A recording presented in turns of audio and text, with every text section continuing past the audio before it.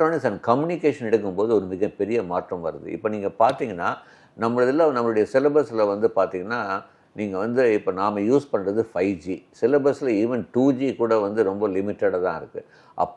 இப்போ நீங்கள் ஒரு பக்கம் பார்த்தீங்கன்னா, சைனா இஸ் இன்ட்ரடியூஸ் 10G வரைக்கும் போயிடுச்சு. 50G வரைக்கும் பேசிகிட்டு இருக்காங்க. அப்போ நீங்கள் படித்து வழி வரும்போது நீங்கள் என்ன 5G யூஸ் பண்ண போகிறோம்? கண்டிப்பாக will cross more then 10G.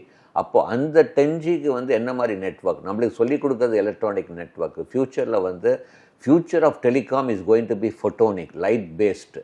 அப்போது நீங்கள் வந்து ஃபோட்டோனிக் நெட்வொர்க் பற்றி தெரிஞ்சுக்கணும், ஆப்டிக்கல் நெட்வொர்க் பற்றி தெரிஞ்சுக்கணும். இது சிலபஸில் கிடையாது. அப்போது நான் வெறும் ஈஸியை படித்தேன் அப்படிங்கிறதோட இந்த ஈஸியை தாண்டி கம்யூனிகேஷன் சைடில் வரணுன்னா அதில் என்ன டெவலப்மெண்ட்ஸ் எப்படி போயிட்டுருக்கு, அப்படி நீங்கள் உங்களுடைய திறமைகளை வளர்த்துக்கிட்டிங்கன்னா கண்டிப்பாக வாய்ப்புகள் இருக்குது. நம்ம வந்து நிறைய பேர் சொல்கிறது, சார் ஐடியில் வந்து ஒரு கம்பெனி வந்தால் ஒரு 100 பேர் 200 பேர் எடுக்கிறாங்க, கோரில் வந்து ரொம்ப கம்மியாக எடுக்கிறாங்க, இதனால் வந்து ஏதாச்சும் பாதிப்பு ஏற்படுமா? நான் வந்து எப்பவுமே சொல்வேன், ஏன் கம்மியாக எடுக்கிறாங்கன்னா அவங்களுக்கு தேவை இருக்குது, பட் இருந்தாலும் வந்து அவங்க எதிர்பார்க்குற திறமைகள் வந்து அவங்களுக்கு கிடைக்க மாட்டேங்குது. அதனால தான் அவங்க வந்து தேடி போகிறாங்க.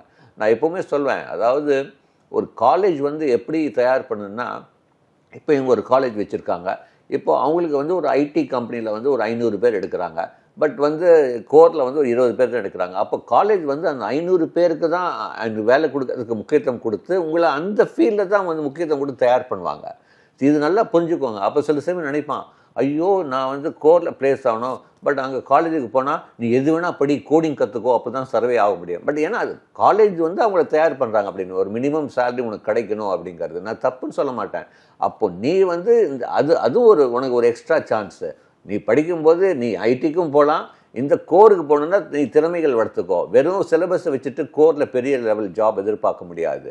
ஸோ அதனால தான் நான் எப்பவுமே சொல்லுவேன், ஈஸி ட்ரிபிள்இக்கு வந்து ஒரு முக்கியத்துவம் கொடுத்து தாராளமாக படிக்கலாம். அடிஷ்னல் ஸ்கில் பொறுத்து தான் உங்களுடைய வேலை வாய்ப்பு அமையும் கோரில். ஓகே, இப்போ இசிஇ ட்ரிபிள்இ பற்றி சொன்னீங்க.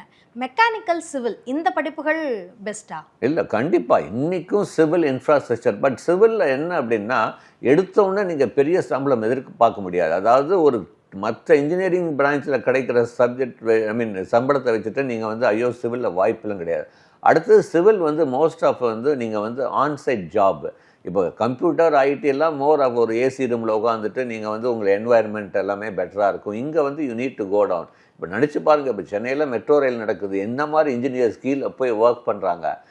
அந்த சூழ்நிலைண்டா அந்த என்வாயர்மெண்ட் அந்த சூழ்நிலையில் வந்து you should be able to adapt.